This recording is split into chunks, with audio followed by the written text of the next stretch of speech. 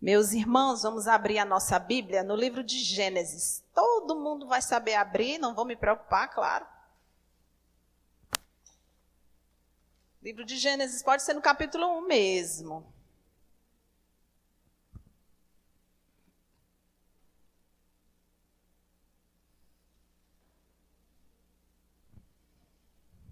Glória a Deus, que bênção estar aqui no altar do Senhor.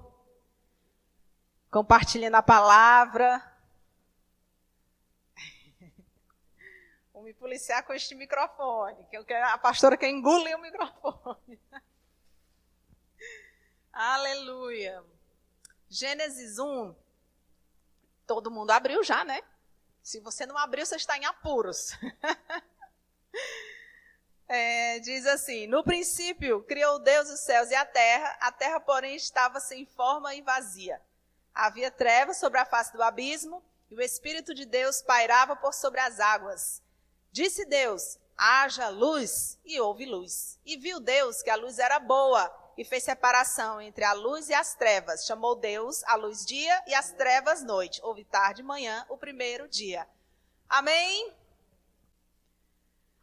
O pastor Fábio, no culto passado e no retrasado, falou sobre a criação, né?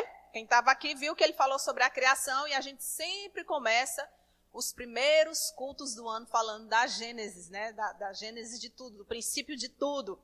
E é um dos livros que eu mais me encanto pelo livro de Gênesis, porque aqui está o Deus Criador e toda a sua majestade e todo o seu poder criativo está aqui nesse livro.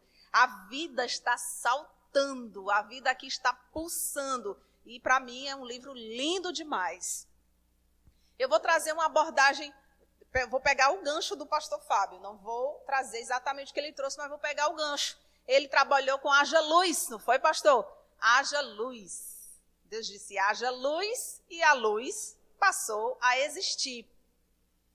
E eu sinceramente desejo e oro para que aquela luz que o pastor Fábio pregou, essa luz que Deus trouxe à existência, seja a luz da nossa vida em todas as coisas.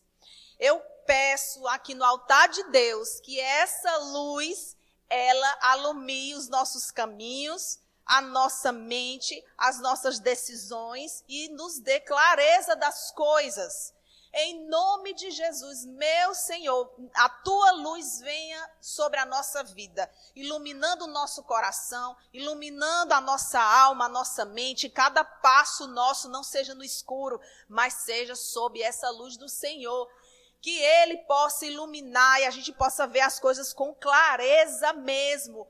Que cada um aqui possa ver as coisas como o Senhor vê, porque Ele vê tudo perfeitamente. Ele vê tudo com os óculos da sua glória. E eu peço que o Senhor ponha em nossa mente, em nossa face, em nosso rosto, os óculos da sua glória, para que a gente veja não como um ser humano limitado, machucado, abatido, quebrado, mas que a gente veja com a lente do Senhor, como filhos dele. Quantas vezes você olha para a sua vida e você diz, você chega a essa conclusão: Senhor, eu estou quebrado, eu estou quebrada. Senhor, olha o meu irmão que está passando. Sempre vem alguém e diz: pastor, olha aqui pelo um parente meu irmão, minha irmã. Isso quebra a gente. É um familiar que precisa de socorro, é a nossa própria vida em apuros, e isso a gente passa a enxergar que nós estamos quebrados. Mas não somente isso, que a gente possa ver, eu estou quebrado, mas o Senhor é o oleiro da minha vida. Ele me quebra e Ele me refaz. Tudo acontece mediante a sua permissão. Então que o Senhor venha e coloque em nós os óculos da sua glória, da sua luz, e passemos a ver tudo com essa luz que clarifica, que alumia, que deixa as trevas bem longe, e a gente enxerga tudo com perfeição. Em nome de Jesus, que seja assim na nossa vida. Agora eu quero te trazer de novo aqui para Gênesis.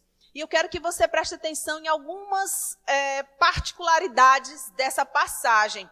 Eu não vou ler tudo, né? Eu só li esse primeiro trecho. E eu vou comentar aqui e você vai Você pode dar até uma olhadinha aí em casa, você pode dar uma conferida assim mais detidamente, mas perceba, Deus disse, haja luz.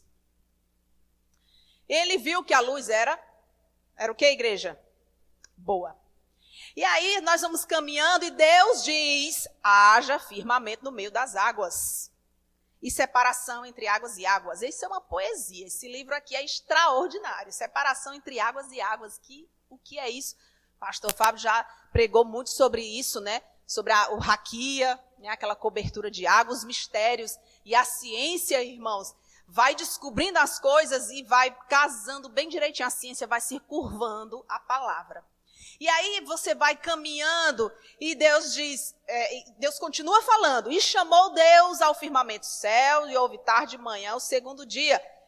E disse Deus também, ajuntem-se as águas debaixo do céu num só lugar e apareça a porção seca. E ele chamou aquela porção de água mares e a porção seca terra. Ele começou a nomear as coisas, a definir as coisas.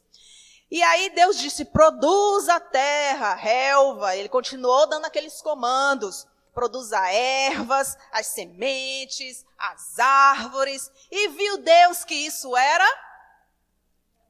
Não, como quem tomou café da manhã. E viu Deus que isso era? E viu Deus que isso era? E viu Deus que isso era? Bom, pode gritar. Deus viu que isso era bom. E aí ele continuou, haja luzeiros. E ele só dando os comandos. Gente, quem estava lá para testemunhar? Sabedoria, está escrito lá em Provérbios. Quem viu tudo isso? A sabedoria. Quem viu tudo isso? O Espírito de Deus pairava por sobre as águas. Quem viu tudo isso? O Filho de Deus, o Cordeiro perfeito. Estavam todos lá. Só eles testemunharam isso. Quando chegarmos na eternidade, vamos pegar os detalhes. Vamos ver se tem alguma reprise no céu, um telão, porque isso é extraordinário.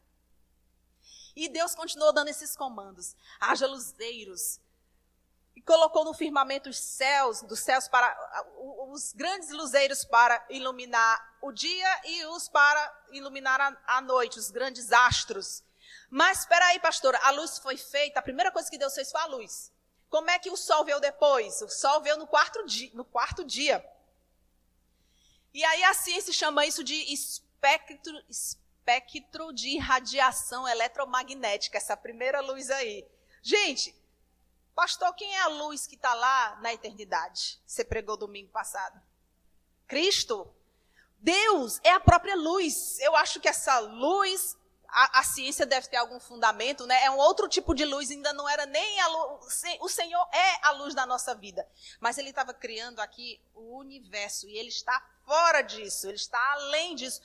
Minha gente, o universo é o trono de Deus. Com licença? Com licença? Os céus, a terra, o universo, é o trono dele, e o resto do Senhor e o resto de Deus é mistério. É uma outra luz aqui, ele veio com uma luz prévia, ele é a própria luz, mas tem uma outra luz aí, tem várias estrelas, os cientistas falam que é só o gás, e o gás todo iluminado. Quando nós estivermos no outro templo, e nós tivermos nossa televisão aqui, uma tela com as letras das canções, eu vou trazer também qualquer dia aquelas imagens, né? Matos acompanha muitos cientistas aí, sabe um bocado de coisa, de design da inteligência, de criacionismo, etc. Aí vamos colocar aqui, eu quero colocar umas imagens das galáxias. Nunca vi pintor pintar imagens como essa. É extraordinária, a beleza é demais. Você fica procurando as palavras, os adjetivos para dizer que coisa linda é essa aqui. E Deus foi dando esses comandos, Deus foi trazendo à existência essa luz, essas sementes, as ervas, as árvores, o firmamento, fez tudo bem organizado e nomeando tudo, dando nome a tudo, colocando tudo no seu lugar, ordenando tudo. E ele disse, povoem-se as águas. E eram os animais que rastejavam, os animais que voavam, tudo. Os grandes monstros marinhos. E viu Deus que isso era... Fala, igreja. Agora eu quero todo mundo berrando. E viu Deus que isso era? Houve tarde de manhã, o quinto dia, sede fecundos. produza seres viventes. Aí fez o homem, dominem. Os animais estão aí para vocês dominarem as árvores, tudo domina sobre isso. E viu Deus que isso era bom.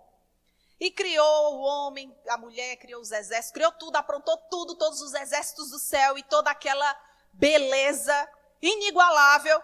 E eis, Deus viu tudo quanto fizera e eis que era muito bom. Como foi lá, Aratus, o culto? Foi bom. Como foi lá, pastor, o culto? Foi muito bom. Quando Deus terminou tudo, ele disse, eu me garanti. Está muito bom. Ele podia ter rasgado mais a seda para ele mesmo, né? Porque nunca vi nada igual, meu Deus, o universo, tudo que ele fez. E eu quero te chamar a atenção aqui para algumas coisas. A primeira delas é que Deus dá os comandos, tá bom? Ele fala. O Espírito de Deus, que é esse poder que é derramado sobre nós, quando Jesus assuntou aos céus, ele disse, vão receber poder. Vão receber o Espírito Santo. Esse poder pairava sobre a face do abismo. Mas na hora que esse poder começou a ouvir os comandos de Deus, a coisa começou a se materializar. A presença do Espírito Santo, Jesus, o Cordeiro de Deus, o próprio Deus, aquilo tudo se juntou e veio tudo. Tudo foi feito por meio de Cristo. Esse poder, essa voz de Deus, ela foi uma junção, esse material todo, ele trouxe à existência essas coisas. Deus deu esses comandos. Deus trouxe essa bondade.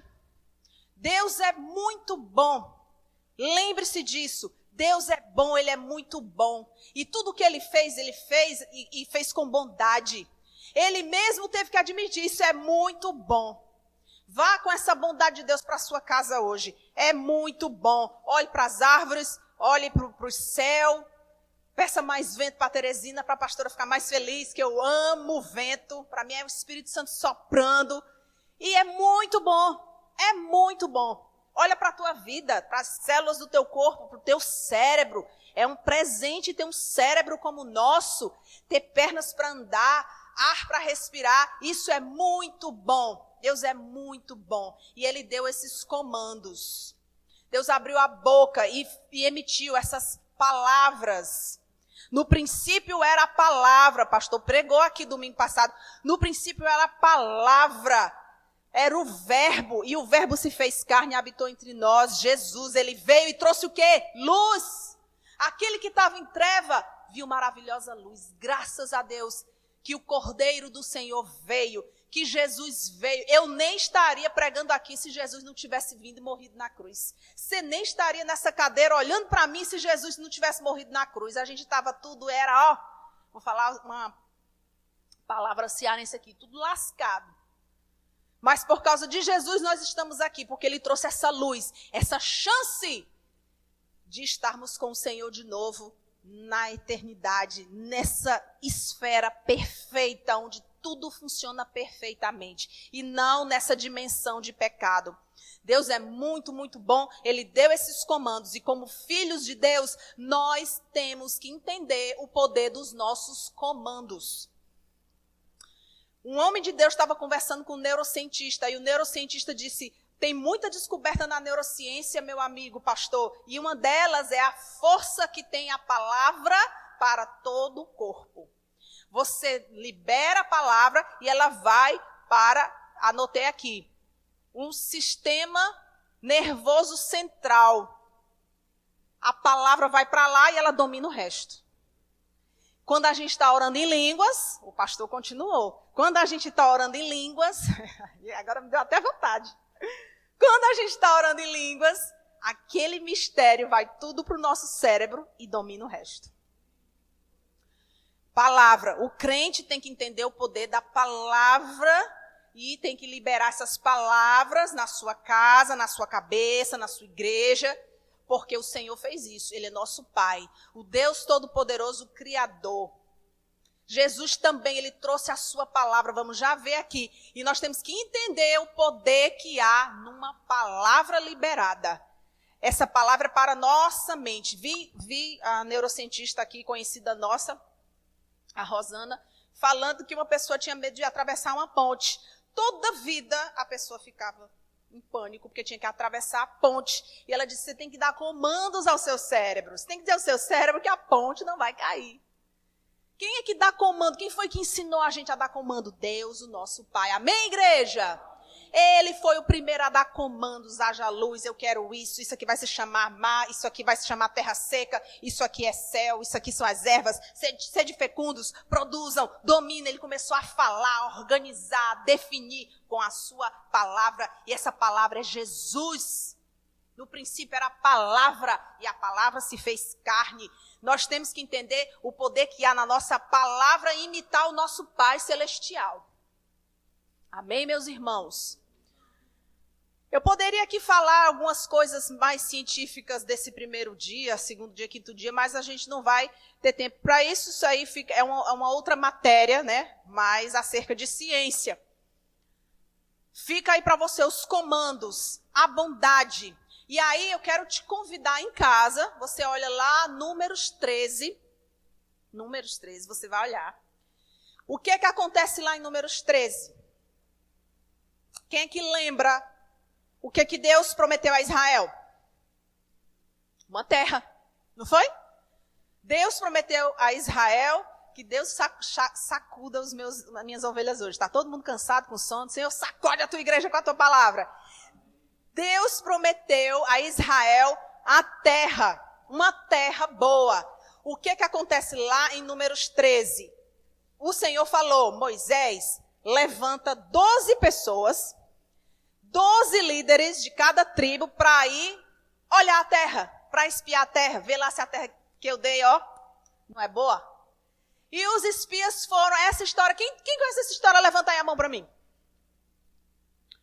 História muito conhecida nossa. Os espias foram e passaram 40 dias olhando a terra. Quando eles voltaram, aí que começa a confusão. Aí que o negócio esquenta. Porque quando eles voltaram, gente, parecia que Josué e Caleb tinham ido para um lado e os 10 tinham ido para o outro. Parece que eles estavam vendo duas terras diferentes, porque o relatório era completamente diferente. O que os 10 falaram? Olha, Moisés, a terra é terra que engole homem. Meu Deus, que palavra é essa? Porque, gente, eles foram fazer uma expedição militar, tá bom? Eles foram investigar a terra ali militarmente, porque ia haver guerra, viu? E era guerra sangrenta, tá? A gente nem imagina, a gente não tem esse contexto. Era guerra violenta. E eles foram numa expedição militar. Eles tinham que ver tudo. As muralhas, se eram cidades muito fortificadas, muralhas muito altas, se tinha muita árvore, sementes, como era o solo, como era toda a estrutura, como eram os moradores. E havia, vou te dizer, havia gigantes lá. E não é gigante molengão, não, é gigante que guerreia, tá? Gigante que guerreia, que tem espada, que tem escudo, que tem todo o paramento. Era gigante que tinha na terra. E aí, eles voltaram apavorados. Não é isso que o medo faz com a gente? Não é isso que o pavor faz com a gente? A gente olha a situação, meu Deus, Moisés, as muralhas são muito altas. Os anaquitas estão lá, porque eram os guerreiros famosíssimos, conhecidos, eles eram muito altos. A terra, olha o tamanho desse cacho de uva. A terra é voraz. Estamos em pânico. Aqueles homens estavam apavorados. E aí, Josué e Caleb parece que tinham visto outra terra. Josué disse, você vai lá ver, até anotei aqui, depois você olha, Números 13, Números 14, versículo 7, versículo 9. Josué disse assim, a terra é muitíssimo boa. Diga, muitíssimo boa. Mais forte. A terra é muitíssimo boa. Eia, Caleb falou, eia, vamos e conquistemos a terra, porque certamente o Senhor nos dará. Certamente, aquele povo não tem cobertura de ninguém, aquele povo não tem ninguém por eles, mas nós temos o Senhor. E ele nos prometeu, vamos lá e vamos, é como comer pão, a gente vai devorar, a gente vai conquistar, vamos para aquela terra. Você está vendo a diferença de palavra? Você está vendo a diferença de mentalidade? Eu estou falando aqui, gente, na palavra, não é pensamento positivo, dar 3 pulinhos, dizer frases de efeito. Palavra que muda a sua mentalidade. Palavra conectada com Deus, palavra conectada com os seus princípios que muda a sua mente. Completamente, estava tudo enviesado ali. Eram palavras simplesmente opostas. Ai, mas as nossas crianças, elas vão ser feitas de escravos, elas vão morrer lá. Aí Deus disse, sabe, essas crianças que vocês estão falando que vão ser escravizadas, vão morrer lá, elas vão conquistar a terra. Vocês não. Quem está reclamando aí pode dar meia volta, vai lá para o deserto e lá vocês vão ficar. Agora, esses que declararam que eu vou dar a terra, eu vou dar mesmo, eu prometi, esses vão possuir a terra. E as crianças de vocês, elas vão conquistar a terra vai ser delas. Vocês não sabem que poder eu tenho, não?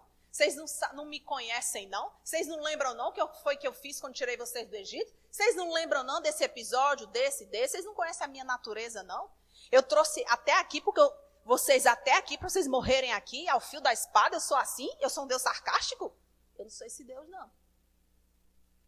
Minha gente, para entrar naquela terra tinha que ter coragem. Para entrar naquela terra tinha que ter fé. Para entrar naquela terra tinha que obedecer. Para entrar naquela terra tinha que liberar a palavra de fé. Tinha que ter esses atributos.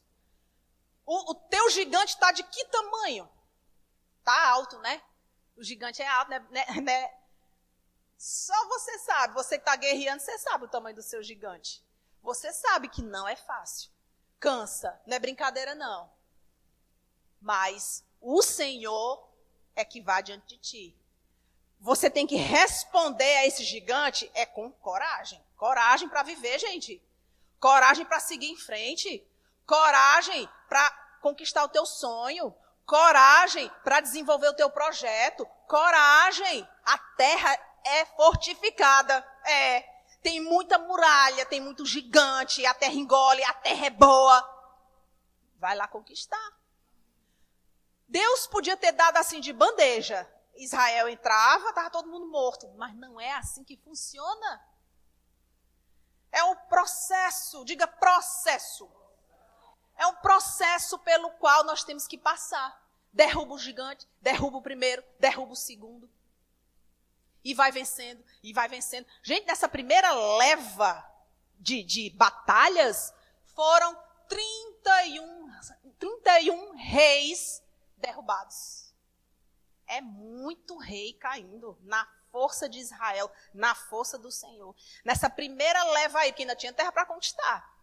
Josué ficou velhinho e Deus disse para ele, eita, Josué, ainda tem terra para conquistar. Ainda tem mais territórios que eu prometi.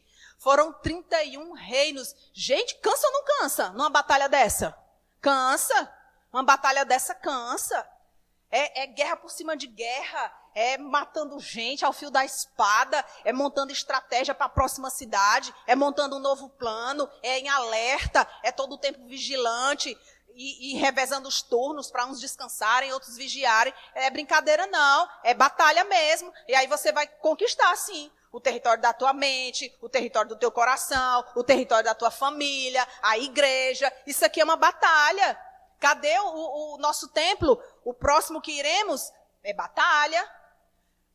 Tem gente procurando, tem corretores procurando, pastor procurando, vocês estão olhando, mas é batalha, é a terra, tem que ir lá e ver. Tem muralhas fortificadas gigantes, mas nós vamos entrar aqui. O Senhor vai nos dar, o Senhor tem promessas para essa igreja aqui. O Senhor tem promessas, Ele disse, desse altar aqui vão começar famílias, desse altar serão restauradas famílias. Não podemos esquecer, eu me lembro de um dos aniversários da igreja, que o profeta se levantou e falou, e eu creio no profeta e eu vou prosperar por isso. O profeta disse, desse altar aqui vão surgir famílias vão começar nesse altar. Famílias serão restauradas nesse altar. Virão do norte, virão do sul. Eu me lembro o profeta falando, eu anotei, eu tenho anotado num caderno as promessas de Deus para essa igreja. Abraão teve uma promessa. Passou sabe quanto tempo para receber? 24 aninhos. Mas não vai ser assim com a gente, amém? Não vai ser assim com a gente, porque em 24 anos a gente vai fazer tanta coisa da vida, né não, meu povo? É muita coisa. Vocês vão ser enviados aí para abrir Efraim na Europa, vão ser enviados para abrir Efraim na Austrália e etc. Então, em 24 anos Deus vai fazer muita coisa. Muita coisa. Mas tem que ter coragem, fé, obediência e palavra. Tem que colocar na tua boca a palavra do Altíssimo. Tá em concordância com os princípios. Eu não sou mais que vencedor em Cristo Jesus? Sou, então pronto, sou mais que vencedor em Cristo Jesus. Uma pessoa me impressiona, o nome dele é Jonatas, amicíssimo de Davi. Num determinado momento, gente, eles viviam em guerra, né? Era muita guerra, o povo era guerreiro mesmo. Tirava aqui a espada e devia ser uma coisa assim, medonha nos campos de batalha. E Jonatas diz pro parceiro dele, né? Saíram de fininho e foram lá onde estavam os filisteus. E aí Jonatas falou, se eles disserem, ei, vem aqui que a gente tem um negócio para mostrar para vocês. A gente vai lá porque Deus entregou eles a nós. Agora se eles disserem, fiquem aí, nós iremos até vocês. Então a gente já sabe que não é para nós. E aí ele fez essa conversa rápida com o Senhor. E ele estava lá, quando os filisteus vieram, olha ali quem está ali, né? Aquele povo que estava se escondendo. Ei, vem aqui que a gente tem um negócio para mostrar para vocês. Aí de Jonatas, é agora. Não interessa, Jonatas falou, não interessa, falou para o companheiro dele, se são poucos ou se são muitos, o Senhor vai nos entregar. Aleluia! Dê um aplauso aí ao Senhor. Deus não é gente não, Deus não é gente não. Não interessa se são poucos, se são muitos, Deus já entregou. E Jonatas é invocado mesmo e foi lá, não é à toa que ele era amigo de Davi, que era outro doido. E ele foi lá e mataram 20. Gente, 20 não é um número tão expressivo, mas para 2. E outra, todo o povo filisteu, o exército filisteu ficou com medo. Ficaram com medo, mas isso vem de Deus. Gente, toda boa dádiva e todo dom perfeito vem do céu, do Pai das luzes, amém? E é linda essa dependência de Jonatas ao Senhor, mesmo jeito de Davi, porque quem é parecido se junta, né? Davi olhou para o gigante afrontando o exército, todo mundo, sabe, assim, tremendo na base, assim, se vazando mesmo, e o gigantezão lá. E aí, quem é que vem lutar contra mim? Desafiando, passou 40 dias desafiando, até Davi ver a marmota. Até Davi ver.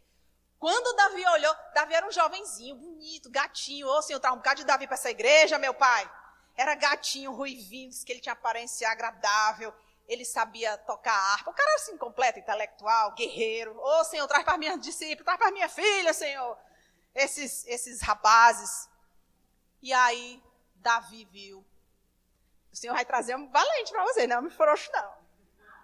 Glória a Deus, quando Davi viu uma rapaz, que esse incircunciso está pensando que ele é, para afrontar o exército do Deus vivo.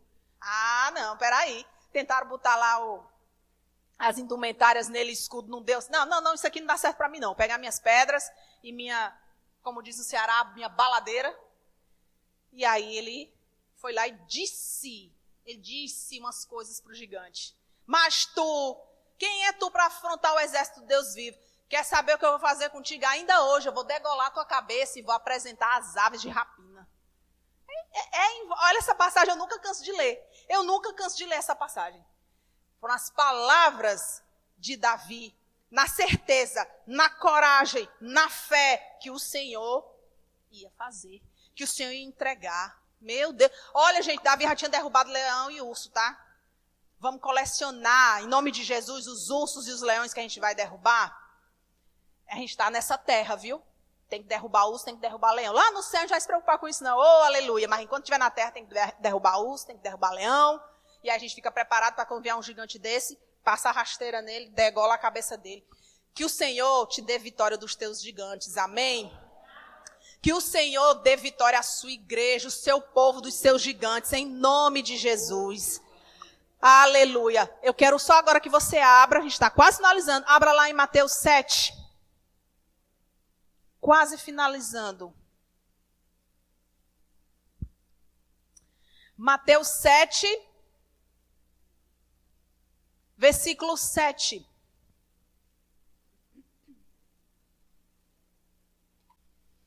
Mateus 7, verso 7. Todos abriram? Amém? Diz assim: pedi, dá-se-vos-á. Buscai e achareis. Batei, abrir-se-vos-á. Pois todo o que pede, recebe. O que busca, encontra. E a quem bate, abrir-se-lhe-á. Ou qual dentre vós é o homem que, se porventura o filho lhe pedir pão, lhe dará pedra?